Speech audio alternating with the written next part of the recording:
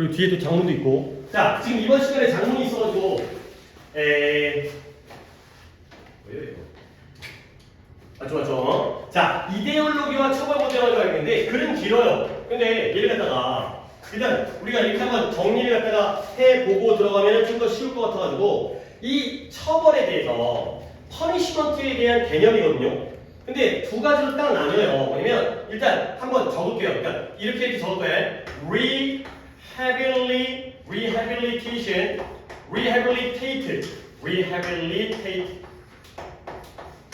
와 restore 이거예요. 얘가 뭐냐? 갱생과 복귀예요.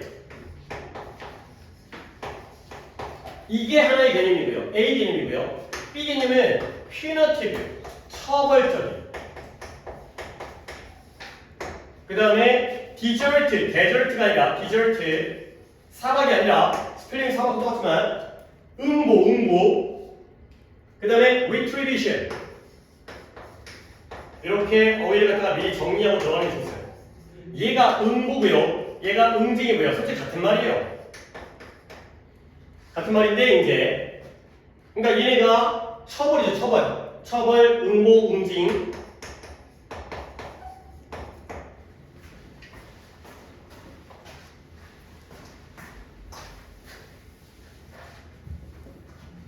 그러니까 약간 좀 개념을 비슷해봐.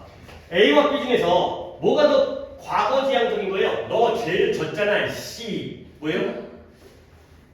B죠. 이게 과거지향적이지. 근데 A는 뭐예요? 그래도 너도 하나의 인간으로서 잘 살아가야지. 이게 이제 A가 되는 거죠. 교육을 해가지고 다시 재활을 통해서 사회에 복귀시키는 게 바로 그러니까 예를 들어서 이쪽 뒤쪽에서 이걸 개념을 이해하면 좋은 게 피해자와 가해자를 일단 나는 개인적으로 말하는 걸 생각하는데 피해자와 가해자, 범죄자와 범죄 피해자를 갖다가 둘이서 그러니까 있잖아 그 애들이 학교에 싸웠을 때 물론 일반적으로 누가 누굴 팼다고 쳐봐요. 그랬을 때 너 때렸으니까 내 새끼 때리고 퇴학시키고 와. 그 다음에 일로 와 악수해 이거 있잖아요. 그렇지 악수하면 이제 둘이서 이제 사이좋게 지내자 막 이런 거. 그러니까 약간 피해자도 피해를 좀 보상해주고 그 다음에 가해자의 경우에는 이제 사회에 복귀할 수 있도록 이 두 가지가 되겠어요. 근데 이들의 결론은 뭐냐면 시대에 따라서 이 둘 중에 무엇을 중심으로 가는지가 달라져요. 하지만 그렇다고 해서 하나를 택한다고 해서 나머지 하나가 완벽하게 포기되어지거나 버려지는 건 아닌 거야. 그러니까 이제 5대5까지는 아니더라도 한 6대4라든가 비율은 안 나왔지만 7대3이라든가 8대2라든가 하나를 추구해도 나머지 하나가 남아있다. 그의 주제는 이겁니다. 자, 가볼게요.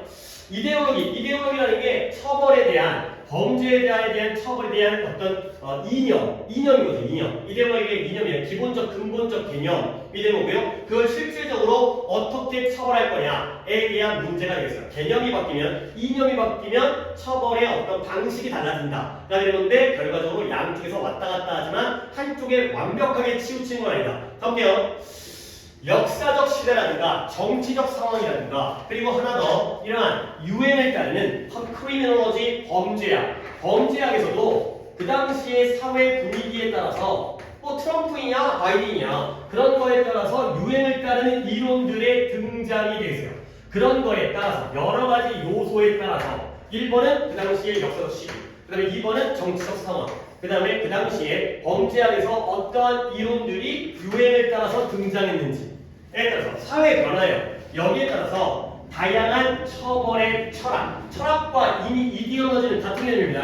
철학과 이념은 같은 개념입니다. 이 개념이 어떻게 됐다? 철학이 등장하고 그 다음에 지배적이 됐어요. 그러니까 누가 등장하면 얘가 일단 주류가 돼요. 얘 중심이 되고 그 다음에 또 다른 애가 등장하면 얘가 비주류가 되고 근데 비록 모아진 않지만 여기가 오히려 양보절이 중요한데 결코 독점적이거나 배타적으로 그렇진 않지만 오히려 이 양보절이 키워드야.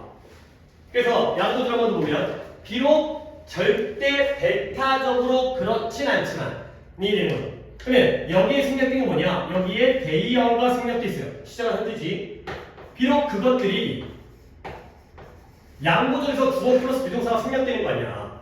문법적으로 대의어를 집어넣지 않더라도 얘네가 내용을 이해하려면 이때의 대의와 이때의 수어의 의미를 갖다가 알아달라는 거죠. 그러면 이때의 대의는 뭘 가르쳐요?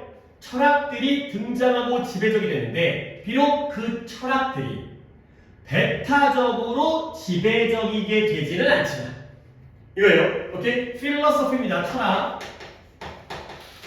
그 다음에 지배적인 거예요. 하나가 지배적이 됐다고 해서 배타적이라는 게 뭐예요? 남을 다 잘라내는 거고 자기만 독점적으로 지배적이 되는 건 아니지만 이 부분이 주제예요. 양보절이지만 이 부분이 주제입니다. 이 얼더우절이 주제입니다. 문법적으로도 의미가 있고 지침으로도 의미가 있고 그 다음에 내용적으로도 주제예요. 오르락 내리락 해 발생했다가 지배적이 있다고 후퇴하고 퇴보하기도 하고 하지만 혼자서 독점적 배타적으로 지배적이지는 않다는 거예요. 자, 그 다음에 저희 40대 공부인데 세월의 흐름인데 솔직히 중간에 뭐가 끊긴 것 같아요. 왜냐면 이제 그것들이 하지만 거기까지는 세부적인 문제는 안 나올 거기 때문에 봐봐요. 예를 들어서 1950년대 동안과 60년대 초반에 이 시기에는 역사적 시기에 따라서 어떤 일이 있었냐면 rehabilitative 갱생적 철학이 지배적이 됐어요. 즉 A가 지배가 된 거야. 그래서 그 다음에 더 보수적인 시대 1980년대의 보수적인 시대는 무엇을 부활시켰다? punitive model 공정한 응보라는 처벌적 모델이 부활이 된 거예요. 그러니까 1950과 60년대 시대는 어땠다? A였다. A 시대였고요. 그 다음에 80년대의 경우에는 B 시대가 된 거죠. 80년대의 보수적인 시대라는 게 B 시대예요. A였다가 B로 바뀐 거예요. 1950년대는 A였다가 B로 바뀌었죠. 근데 그러나 결국 하고 싶은 게 이거예요. 얘네가 지배적이 됐지만 독점적이고 배타적이진 않다는 거야. 그러나 1960년대 A 시대죠. 이 시대에도 이 retribution 응징 B죠. 이 시대에도 A 시대였던 1960년대 동안에도 이 응징은 완전히 버려진 건 아니었다는 거야. A 시대였다고 해서 B가 버려진 건 아니고요. 그리고 다음 문장 1980년대는 B 시대죠. 이때에도 이 재활이라는 갱생이라는 A 개념이 존재하지 않지는 않았다. 분명히 존재했다는 거죠. 이렇게 역시 문법적으로 neither가 나오기 때문에 was 동사 주어라는 도치가 발생하는 거예요.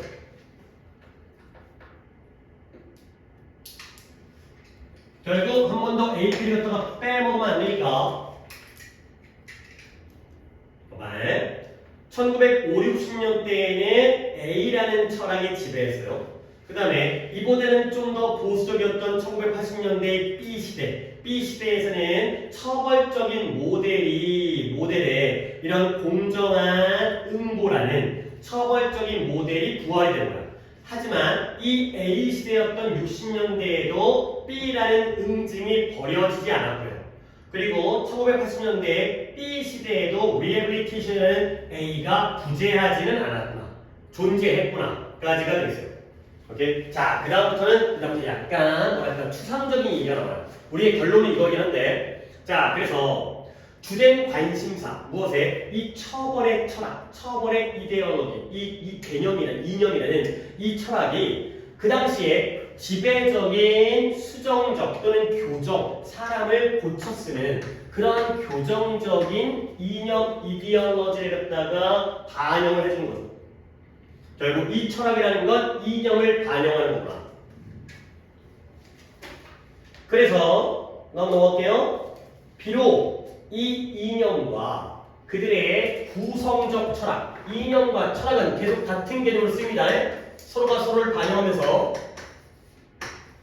이러한 이데올로기와 구성적 철학은 시간이 흐르면서 변화는 하지만 시간이 흐르면서 올라갔다 내려갔다 하지만 결국 또 같은 얘기 fewer ever 지금껏 그 중에 어떤 것도 완전히 abandoned 버려진 건 거의 없다는 거예요. 사회에 따라서 A, B의 이념적이고 이런 철학적인 게 바뀌긴 하지만 그 중에 어떤 것도 거의 완전히 버려진 건 거의 없다. 그러니까 오케이? 그리고 다음 문장이 좀 어려우니까 이걸 내용 좀 보시는데 더 새로운 형태예요. 버전. 근데 뭐냐면 아주 얇게 이게 얄팍하게 위장된 옛날의 아이디어가 원래 기존의 아이디어인데 그게 얄팍하게 위장되어진 옛날 아이디어의 새로운 형태가 다시 뭐하게 돼요? gain renewed currency, 새로워진 유통 또는 인기가 되는 거죠. 이때 여기서가 그렇죠, 유행 새로운 유행을 얻게 되고요. 그 다음에 대중들의 수용을 얻게 됐다가 되는 거죠.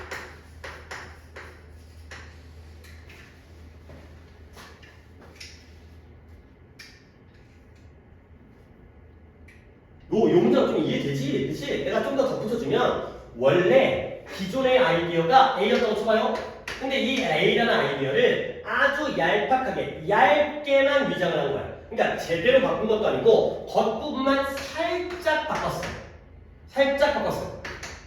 그죠? 근데 얘가 옛날 아이디어는 버려. 그리고 새로운 아이디어가 새로운 유행과 대중들의 수용을 얻은 거죠. 근데 알고 보면 얘랑 얘 새로운 버전과 예전의 아이디어는 알고 보면 어때? 똑같아. 별 차이가 없어. 근데 겉모양만 살짝 바꿔가지고 새롭게 또 인기를 끄는. 여기서 그 밥에 그나물이라는 거야. 계속 여기서 왔다 갔다 한다. 기존에 들어가는 것도 새롭게 바뀌는 게 거의 없다. 그러니까 오케이? 그래서 여기가 조금 내용이 20세기 후반과 21세기의 초반이 뭘 다니냐면 have seen a reversion이니까 반전, 회귀, 되돌아가는 거예요. reverse. 다시 복귀를 했어요. 되돌아갔어요. 근데 어디로 들어가냐면 가혹한 처벌적 철학으로 들어갔어요. 결국 20세기 초반은 A 시대인 거야, B 시대인 거야. 20세기 후반인가? 21세기 초반. 가장 최근에 B 시대가 된 거죠. 처벌적인 철학으로 복구를 했죠. 근데 이게 어디에서 예증되어졌냐면 이것처럼 어디에서 예증되어지는 게 나타나는 거죠. 증명되어지는 거죠. 예시로서 폭넓은 사용. 근데 무엇의 폭넓은 사용이냐? 쭉 밑줄 친 다음에 three strikes and you are out이라는 법칙이 삼진 아웃제죠. 삼진 아웃제. 너 3번 위반을 하게 되면은 너는 아웃이야. 3번 위반하면 아웃이라는 이러한 법률의 법칙의 사용과 그 다음에 증가는 증가인데 무엇의 증가냐면 사용과 폭넓은 수용. 무엇에? 데스 센턴스 하면 얘가 형의 선고이기 때문에 사형 선고예요. 죽음을 선고하는 거죠. 삼진 아웃제의 폭넓은 사용과 그리고 사형 선고의 그 사용 증가, 사용과 폭넓은 수용에서의 증가에서 예증되어진 것처럼 되는 거죠. 그럼 역시 문법적인 건 아니고 내용적인 이해를 위해서 AB하면 안 되겠다. 여기가 AND가 병렬이 요것과 요 1번과 요 2번의 병렬이 되겠습니다. 결국 삼진 아웃제를 갖다가 폭넓게 사용하고요. 사형의 선고를 사용하면서 널리 사람들이 다 인정하는 게 증가했다는 것. 이 증가는 A쪽 개념이에요. A의 예시예요? B의 예시예요? B의 예시죠. 이 B에서 예증되어진 것처럼 21세기 최근에 21세기 초반의 경우에는 B 쪽으로의 회귀를 보았다는 거죠. 그러니까 내가 여기가 조금 내용적으로 이해가 안 되는 게 형상치가 내가 다시 뭐 책을 찾아볼 수 없고 50년대가 뭐였어요? A였죠? 80년대가 뭐였어요? B였죠? 근데 그 다음에 3단계로 나와 있는 21세기 최근에 1990년대라든가 2000년대 지금 같은 이때는 또 어디로 가요? B로 가는데 이걸 회귀 복귀라고 했어요. 그러면 이거 갖다가 생각하는 거 뭐냐면 중간에 뭔가 있었다는 거지. 그죠? A, B 다음에 다시 B로 복귀했다는 건 중간에 약간 1990년대라든가 80년대에서 그 사이에 한 5년, 10년 동안 다시 A로 돌아가는 뭔가 중간에 있었나 봐. 오케이? 근데 이거 갖다가 없는 내용 가지고 우리에게 물어볼 건 아니고 결과적으로 계속해서 뭔가 돌고 도는 그러한 개념이 살짝 바뀌면서 되돌아가는 이러한 형태가 아니겠어요. 근데 그러나 결국 얘기하고 싶은 건 이거야. 다시 A로 아니죠. B로 복귀하긴 했지만 그러나 그 똑같은 형태가 B에 있을 때죠. 이 똑같은 형태가, 똑같은 시기가 뭘 환영했냐면, 봐봐요. Victim and Offender Centered Approach예요. 희생자와 가해자, 피해자와 가해자 중심의 접근 방법이에요. 근데 이 접근 방법이 뭐라고 불리냐면 복구적 정의가 되는 거예요. 복원적 정의. 그러면 복구적 정의는 A예요, B예요? Restorative니까 A가 되는 거죠.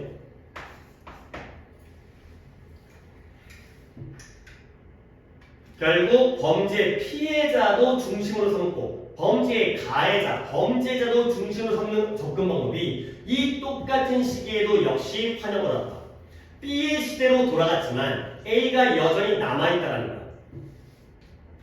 그리고요, 이러한 피해자와 가해자 중심의 접근 방법이 또 뭐냐면 이 that은 주관대가 되고요, 앞에 있는 approach가 선행사인 거 떨어져 있긴 하지만 뭐 중요하지 않아도 내용적으로 생각해야 되고요.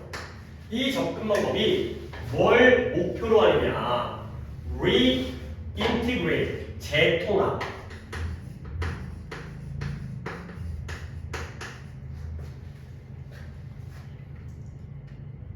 누구를 재통합하는 거지? 이 offender, 가해자를 우리의 공동체 사회로 다시 재통합시키는 거야. 죄를 지어가지고 걔를 갖다가 추방시켜버리는 게 아니라 다시 데리고 돌아오죠. 그리고 그 공격받은, offended, 범죄를 공격받은 사람의 피해를 다시 되돌리고 수정해주는 그것을 목표로 하는 게 바로 피해자와 가해자 중심의 접근 방법이 되겠습니다.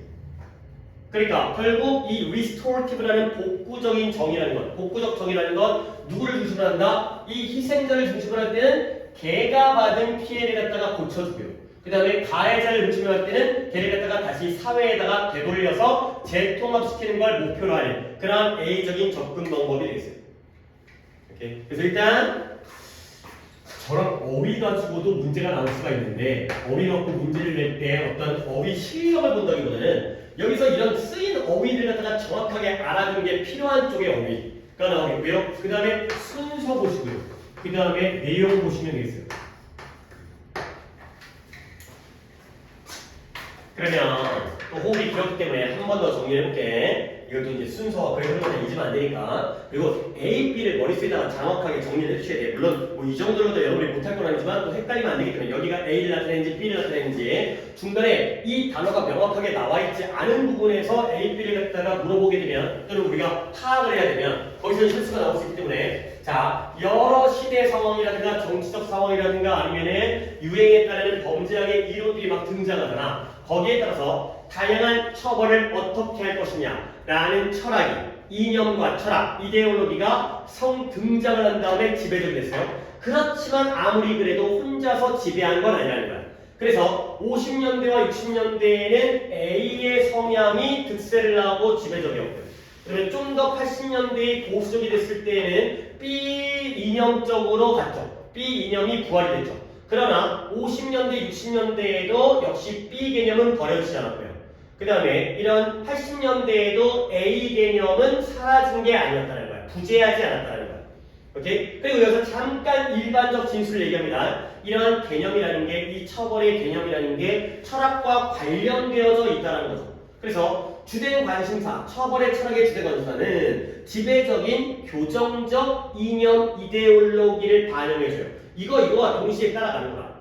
근데 이 두 가지가 이데올로기와 철학이 시대에 따라서 바뀐다 하더라도 완전 버려진 건 없고 새로운 게 등장했다 하더라도 그건 이전 거를 살짝만 바꿨던 게 다시 새로운 인기와 유행을 얻게 된 것뿐이라는 거야. 크게 달라진 게 없고 그 밥의 그 나물에서 반복되어지고요. 요 문장이 나온 상태에서 이제는 50년대, 80년대, 2000년대가 등장을 해요. 근데 약간 이해가 안 되는 부분도 있긴 하지만 2000년대에서 다시 B로 회귀를 했어요. 삼진아웃죄와 그 다음에 사형선고라는 건 처벌적인 모델이 되는 거지. 근데 중요한 건 그때로 회귀했다는 게 중요한 게 아니라 그러나 여전히 이 똑같은 시기에도 희생자와 가해자를 중심으로 하는 접근 방법, 이게 바로 복구적 정의인데요. 얘도 마찬가지로 환영을 했다. B로 돌아갔지만 A적인 성향도 가지고 있었다. 가 되고요. 좀 더 디테일한 내용으로 간다면 결국 희생자 중심은 희생자가 받은 offended를 당한 애예요. 그러니까 얘가 희생자가 된 거죠. victim이 되는 거죠. 피해자가 받은 피해를 갖다가 고쳐주고요. 되돌려주는 거지. 그 다음에 그 가해자를 다시 사회에다가 되돌리는 걸 목적으로 하는 것도 다 A 개념에 들어간다는 거. 여기 갖다가 알아두시면 되겠어요. 오케이. 됐고요. 그 다음에 넘어오면 그 다음에 뇌에 미치는 사회적 영향이 이게 몇 번이야? 14번. 아, 이거는 이게 그거예요. 뭐 사회적 영향이라고 해도 막 대단한 게 아니라 유도된 기대예요. 그러니까 네가 손을 집어넣을 건데 그 집어넣은 물이 극도로 뜨거워. 그러면 뇌의 반응이 더 커지고요. 이런 전 대상 피질. 근데 이게 별거 없어. 최소한이야. 적당해. 그러면 그 뇌의 반응이 작아지고. 이거예요. 그러니까 미리 소재를 갖다가 적는다면 이거 내가 아까 적어줬던 것 같은데. 뭐 induced라는 단어가 많이 나왔죠. 사회적으로 유도된 기대감. 예상 기대감. 이 얘기예요. 사회적으로 유도된 예상과 기대감이 어디에다가 영향을 미친다? 두뇌의 뇌의 반응의 크기에 영향을 미친다는 거예요. 그러니까 사회적인 영향을 가지고 뭐 우리가 어떤 사회, 동양이냐 서양이냐 이런 민주주의냐 이딴 얘기가 아니라 옆에서 얘기한 대로 내 머릿속에서 반응이 달라진다. 어떻게 보면 조금 요지가 약간 너무 추상적으로 넓게 나왔기 때문에 좀 더 좁게 바뀌시죠. 좁게 좀 좁혀집니다. 그리고는 이제 내용은 뭐 내용과 주제를 보시면 되겠어요. 뭐 다른 것들이 어휘라든가 어법이 중요한 건 없어 보이고요. 가볼게요. 아, 이해시가 이제 여기 있다. 이런 요지를 만든 사람들이 이 글 따라간 거지. 여기서 온 거야. 사회적인 영향이 뇌에다가 미칠 수 있는 어떤 식으로 영향을 미치는지에 대한 사례. 딱 이걸 그대로 이렇게 쓴 거죠. 그것이 주목되어질 수 있는데 뭐로부터 이 레인빌레라는 사람과 동료들에 의해서 실행된 연구로부터 주목되어질 수가 있대요. 오케이, 실험했구나. 사회가 뇌에다가 미칠 수 있는 그러한 영향에 대한 예시의 연구 실험이 되어 있어요. 자, 그들의 연구에서 일단 참가자한테 뭐라고 했어요? 그들의 손 하나를 적당히 뜨거운 물에다가 그 온도가 약 47도 정도의 물의 온도가 대략적으로 47도 정도인 적당히 뜨거운 그 물에다가 넣으라고 했어요. 그랬더니 그들은 뭐 하게 된 거야? 약간의 온화한, 그때 여기다가 mild라든가 moderately라든가 그 다음에 modest라든가 이런 단어 연달아 적어줬었는데 적당한 불편함을 갖다가 예상하게 되는 거죠. 이때 얘네들은 누구예요? 이 연구자들이 아니라 참가자들이에요. 참가자들이 이거 물에다가 집어넣으세요. 그러면 좀 뜨겁겠네 정도가 되는 게 바로 participant가 되겠어요. 참가자들이 먼저 예상을 하는 거예요.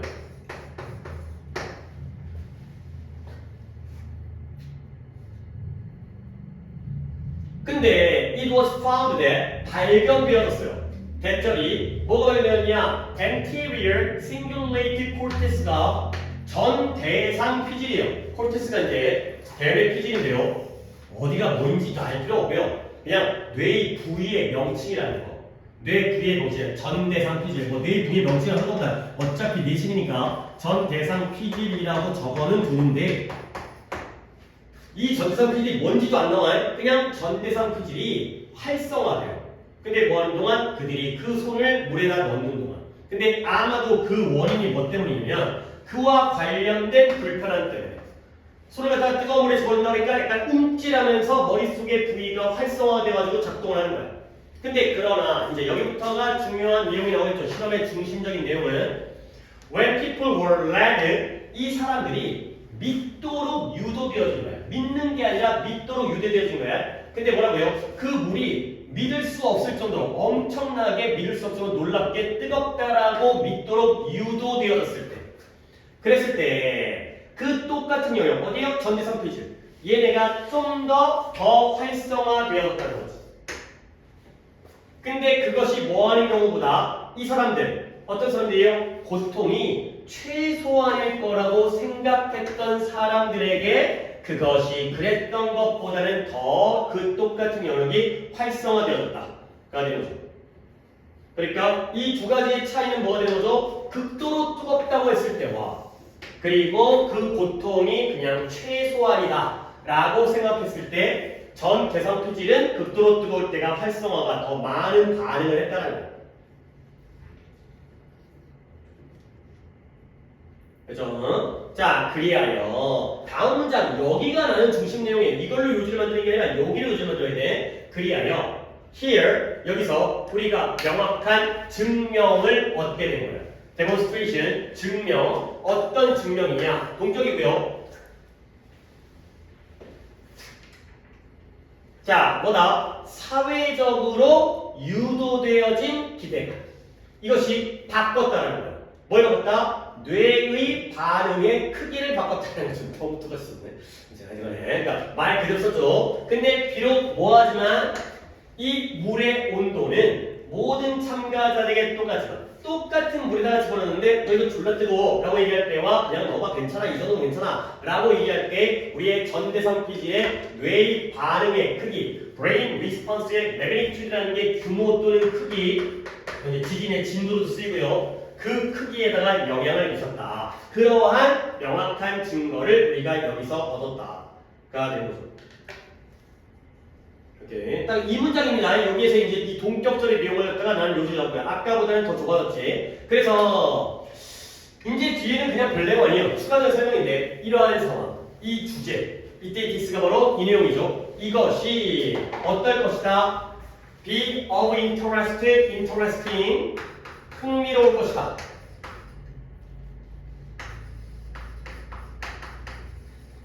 누구에게 흥미롭냐면 이러한 건강관리와 관련된 이런 캠페인에서 일하는 사람들에게는 흥미로울 거라는 거예요. 근데 이게 왜 흥미롭냐면 그것이 이 내용이 보여주기 때문에 뭘 보여준다? 고통과 관련된 예상을 유도하는 것. Induced induction 유도. 고통과 관련된 예상의 유도가 하나의 도구가 될 수 있다는 거예요. 근데 어떤 도구다? Can be implemented.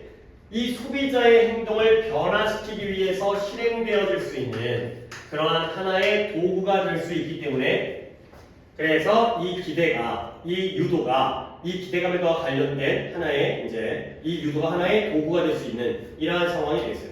오케이? 그냥 딱 이걸로 끝나죠. 그래서 하시면 주제랑 내용 정도만 보면 되겠고요. 뭐 문법을 얘기할 건 없을 것 같고 그 다음에 내용적으로 한 번만 실험 내용을 정리할게요. 참가자들한테 그냥 단어들만 아까 얘기했던 이거는 여기도 해서 정리한 게 아니라 차가운 물에다가 집어넣은 다음에 뒤에 미지근하게 차가운 물로 해갖고 뒤에 끝부분을 갖다 자극을 줄였던 거기서 정리했었네. 그러니까 mild라든가 아니면은 moderat이라든가 modest라든가 또는 뭐 minimal이라든가 이런 단어들이 적당한 그런 단어들은 이제 고용도로 알아두시면 되겠어요. 여기서도 필요하겠지만 그래야 그러면 뭐 전대상 피지는 같은 건 중요한 거 아니고 그래서 다시 한번 여기 실험 부분만 얘기할게요. 어차피 내용적으로 나올 것 같아서 실험 부분만 참가자들한테 손을 갖다가 적당하게 moderately하게 뜨거운 물에다가 넣으라는 거야. 47도가 중요한 건 아니지만 그랬을 때 그 참가자들은 mild, 적당한 불편함을 expectation과 anticipation은 똑같은 거니까 이따가 expectation을 적어둘게. 자, 근데 전대상 피질이 활성화가 되어져요. 물에다가 손을 넣을 때. 근데 불편함 때문에 미리 예상한 다음에 활성화되어진 거야. 근데 결론 부분은 놀라울 정도로 매우 뜨겁다라고 믿었도록 유도되어진 사람은 그 부위가 더 활성화되어지고요. 근데 누구보다 그냥 고통이 최소한이라고 생각했던 그 사람들에게 그것이 그랬던 것보다 가 되는 거죠.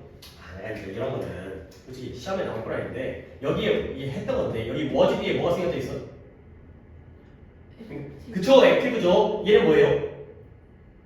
전대상 피질이죠. 전대상 피질이 얘네들한테 활동적이었던 것보다 얘네들의 경우가 그 전대상 피질의 똑같은 지역들이 더 많이 활성화되었다. 그렇게 이해를 하시면 되겠어요. 지침으로 이걸 물어볼 문제는 아니고 근데 왜 구조가 이렇게 되어 있고 내용적으로 이렇게 되는지 그 다음에 여기 부분이 주제가 되고요. expectation, anticipation, anticipate니까 여기다 혹시 또 모르니까 anticipation 뭐 명사로 만들어준 거 별거 아니지만 같은 단어니까 이것만 그냥 추가하면 되겠어요.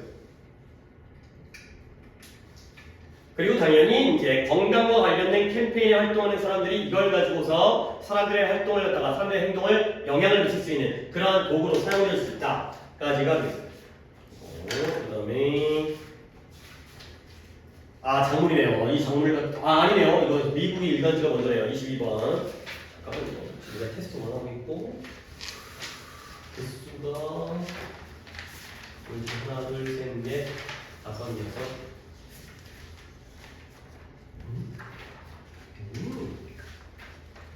하나, 둘, 셋, 넷, 다섯, 여섯, 일곱, 여덟, 아홉, 열. 여기까지 10개야? 그러네. 여기까지는 10개네. 그 다음에 일단 뭐 개수는 이따 세고 여기까지는 지금 10개요. 원래는 14개인데 예상보다는 조금 지금 늦어지고 있어요. 자, 이거는 솔직히 진짜 별로 글 가치가 없어요. 글로서의 가치가 어법이 있나? 어법도 없네. 그러니까 결국 이 글이 뭐냐면 미국 일간지의 숫자가 감소했다는 거야. 근데 조금 세부적인 내용을 모르는 것 빼고는 가치가 없어. 근데 미국의 일간지가 준 거 또 두 가지예요. 일간지 숫자 자체가 줄었거든. 근데 그건 조금 줄었어. 물론 그거 갖고도 막 뭐 물어볼지 안 물어볼지 모르겠지만 그래서 우리가 여기 있는 정보 이 끝이야. 여기까지구나. 근데 여기 뒤에도 그냥 회사 이름 나오잖아요. 그러니까 거의 정보는 여기까지가 끝인데 일간지의 숫자는 조금 줄었는데 여러 일간지들이 경쟁하는 도시의 숫자가 더 많이 줄었다는 거야. 물론 뭐 추론을 하게 되면은 결국 일간지의 숫자가 준 이유와 그 다음에 그 경쟁하는 도시가 준 이유가 조금 서로 다르긴 해요. 근데 이게 그러니까 예를 들어서 그래서 미국 도시 중에서 한 도시에 신문사가 하나만 있어. 걔는 살아남아있지. 근데 대도시여가지고 신문사가 많은 경우에는 거기서는 여러 개가 빠진 거야. 오케이? 이런 식으로 이제 거기서는 이제 결국 도시의 숫자가 많이 줄었다는 거지. 근데 그 이유가 두 가지의 이유가 나옵니다. 그것만 일단 끝날 때 정리를 하겠어요. 그때도 약간 정리를 했지만 좀 더 추가해 드릴게요.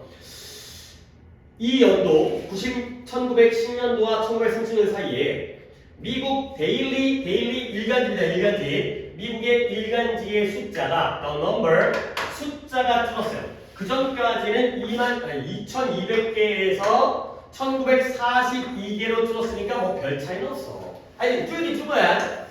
근데 그보다 더 중요한 것은 이 도시들의 숫자예요. 어떤 서로 경쟁하는 신문, 일간지 신문들을 가지고 있는 도시들의 숫자가 훨씬 더 많이 준 거예요. 689에서 2886. 근데 그 같은 기간 동안. 그러니까 여기가 훨씬 더 많이 줄었다는 거죠. 근데 그게 뭐 대단해? 별로 대단하지 않은데 내용을 물어보려면 이런 것도 이제 신경을 써야 되기 때문에 그러면 첫 번째 이유, 난 이거 이유도 마음에 안 드는데 첫 번째 이유는 뭐다? 경쟁이에요. 1번 이유가 경쟁이에요. 경쟁이 너무 심화되다 보니까 서로 막 망한 거야. 그래서 이제 circulation이라는 게 판매 부수, 발행 부수였죠. 신문사에서 몇 부의 신문을 발행하느냐. 유통 순환이라는 뜻이지만 발행 부수로 다시 한번 기억하시고요. 발행 부수 전쟁과 결합되어진 장비들의 높은 비용. 뭔 말이 복잡하긴 하지만 내 신문 많이 팔아먹으려면 기계를 돌려야 되기 때문에 또는 뭐 더 빨리, 더 특종. 그러다 보니까 비용이 높아진 거야. 그래서 전쟁까지를 괄호를 쳤어야 되는데 소리. 발행 부수 전쟁과 결합되어진 그 장비들, 신문 발행을 위한 장비들의 높은 비용이 많은 신문사들을 폐간해버린 거예요. 돈이 없어가지고 망한 거야. 이렇게 경쟁이 심화되니까. 근데 여기에 part of the region이 경쟁이었죠. Another part of the region이니까 이 경쟁과는 별개의 개념이거든요. 그러나 1번 원인은 경쟁인데 그러나 또 다른 그 이유의 부분은 뭐냐면 대형 신문사 소유주들의 욕망이에요. desire. 얘가 2번이에요. 1번이 경쟁, 2번이 욕망이에요. 근데 뭐 하고자 하는 욕망이냐면 얘네들이 욕망이란데 to reduce competition. 경쟁을 줄이려는 욕망이에요. 여기도 경쟁이 들어가지. 물론 개념은 다르죠. 경쟁 때문에 직접적으로 망한 거랑 이 소유주들이 신문사 사장님들이 경쟁을 싫어해가지고 자기가 일부러 한 거랑은 다른 개념이지만 둘 다 경쟁은 좋아. 근본적 원인은 경쟁인데 왜 어디서 경쟁을 싫어했냐면 그들이 운영하고 있는 신문사를 운영하고 있는 그 소유주들이 운영하고 있는 그러한 도시들 다양한 도시들에서의 경쟁을 줄이려는 욕망이 바로 두 번째 이유가 되었어요. 자, 그다음부터 1번은 갖다 버리고 2번에 대한 내용이 나옵니다. 이러한 신문사 소유주들이 뭘 노력했냐? ensure, 확실하게 보장하는 거예요. 근데 뭘 보장하느냐? They would attract most of the daily circulation. 그들이 대부분의 일간지의 발행 부수를 끌어들이게 하는 걸 보장하고요. 그런 까닭에 대부분의 광고비 돈을 갖다가 광고로 들어오는 돈을 갖다가 끌어들이는 걸 보장하려고 했죠. 오케이? 일단 바위가 귀가 기니까 앞을 정리하면 그들이 끌어들이려고 자기가 끌어들이려고 하는 걸 보장해 뭐예요? 첫 번째 가장 많은 일간지의 발행 부수 이게 1번이고요. 그 다음에 두 번째 그걸 통해서 광고비가 우리들 회사에 들어오는 거. 내 판매 부수가 늘어나면 그 결과로서 많은 광고비가 들어오는 것. 이 두 가지를 다 우리 회사로 끌어들이는 거 갖다가 보장하려고 하는 거야. 근데 그 방법이 뭐냐? 돈 많이 벌고 뭔가 신문 많이 발행해서 돈 많이 버는 건데 이제 여기가 폐간이 나오죠. Buying and killing up. 다른 신문사 그들이 신문사를 소유하고 있는 그 도시들 장소들에서의 다른 신문사를 내가 사가지고 폐간시켜버리는 거야. 경쟁 때문에 지네가 알아서 폐간된 게 아니라 내가 너 일로 와봐 내가 너한테 돈 주고 살게 그리고 나서 야 폐간 이쪽으로 모아 한쪽으로 모아 이런 상황을 만들어내게 바로 두 번째 이유가 되겠어요. 자 그러면 이제 뒤에 문장이 나오면 여기서 글은 끝납니다. 그 결과가 뭐냐면 만들어준 거예요. 뭐가? 강력한 신문사 체인들이 만들어준 거죠. 체인을 갖다가 쓰는 이유는 그래도 써먹을 것 같아. 그러니까 한 신문사가 하나만 출판하는 게 아니라 아예 이것도 내고 저것도 내고 해서 하나의 체인을 이루는 거예요. 이 지역만 출판하는 게 아니라 저 지역에도 신문사가 있고 그가 되는 거죠. 그래서 그 체인이 뭐냐? 본격 회사는 회사인데 전국에 걸쳐서 수많은 신문사들을 소유하는 회사를 갖다가 우리가 신문사 체인이라고 부른다. 그러한 강력한 신문사 체인이 만들어진 게 바로 그 결과다. 가 되겠어요. 오케이? 뒷내용을 보기 전에 먼저 정리합니다. 자, 일단 신문의 일간지 수도 감소를 했죠? 근데 이러한 경쟁 신문 도시들의 숫자가 훨씬 더 감소를 했다는 거야. 그러니까 일간지의 숫자가 감소는 물론 두 번째 원인도 있겠지만 일단은 돈이 없어서 근데 이제 경쟁신문의 도시 숫자가 줄었다는 건 우리 도시에서는 우리가 이제 독점을 하기 위해서 이런 결과를 가지고 오기 때문인 거죠. 그러면 그 원인이 뭐다? 첫 번째 경쟁이다. 두 번째 욕망이다. 근데 이제 이걸로 끝나면 안 되죠. 그러니까 이제 뭔가 그 이유들이 좀 더 세부적인 건데 이 경쟁은 뭐의 경쟁이에요? 발행 부스의 경쟁이에요. 서로 많은 발행 부스를 갖다가 만들기 위한 그러다 보니까 장비의 비용이 올라갔어요. 기계가 많이 필요해요. 그러다 보니까 마지막으로 폐간이라는 결과가 이어졌다. 짧지만 이 정도로 어떻게 보면 좀 더 이게 급을 맞춰야 되니까 대칭을 맞춰야 되니까 이 정도 자세히 했고요. 그 다음에 이 욕망은 어떤 욕망이에요? 경쟁을 줄이려는 욕망이죠. 아, 나 경쟁하기 싫어. 그러다 보니까 얘가 뭐였다? 사서 매수를 해가지고 다른 신문사를 매수해서 폐간을 시켜버렸죠. 그러다 보니까 강력한 신문사 체인이 만들어졌다. 이렇게 내용 정리를 하시면 되겠습니다.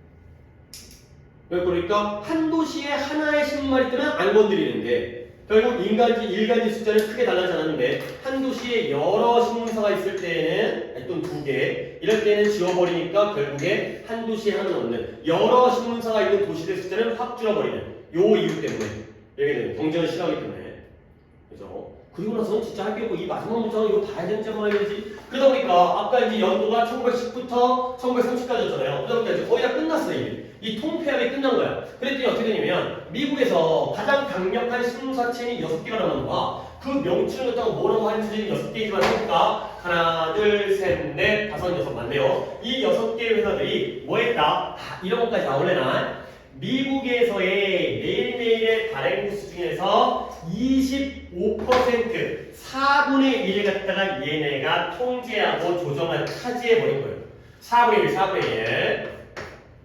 그러니까 뭐 4분의 1도 많아 보이질 않는데 다른 회사들이 겁나게 많겠지. 아주 작은 회사들 뭐 1000개 되고 10,000개 되는데 그 중에서 6개 회사가 4분의 1을 갖다가 차지하니까 이게 독점이라고 봐야 되는 거야. 우리 이해를. 그래서 그 중에 가장 대표적으로 처음 나왔던 헐스트라는 회사 혼자서만이 일간지 시장의 14%를 갖다가 지네가 차지해버렸고요. 그 다음에 일요일 발행 부수, 그러니까 주간지가 되겠죠. 그 일요일 날만 발행하는 주간지의 경우에는 24%. 혼자서 이 정도니까 이건 좀 대단하네요. 아니, 그러니까 진짜 의미가 없지만 혹시라도 그러니까 6개의 회사가 다 합쳐서 전체 일간지 시장의 4분의 1인데 25%겠죠. 대략 앞뒤로 25%. 근데 그 중에서 이 회사가 25 중에서 일간지에 발행 부수니까 14%. 거의 혼자 독보적이네요.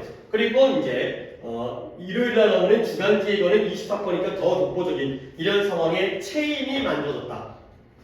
까지를 보시면 되겠어요. 오케이, 여기까지 잘 하실게요. 이 장문이라서 지금 허리가 좀 그러고. 이 장문 좀 어려운데. 자, 개수가 하나, 둘, 셋, 넷, 지금 몇 개 있고, 2개, 3개, 6개 남았어요. 지금 4개 남았어요. 원래 오늘의 목표로에는 4개 남았어요.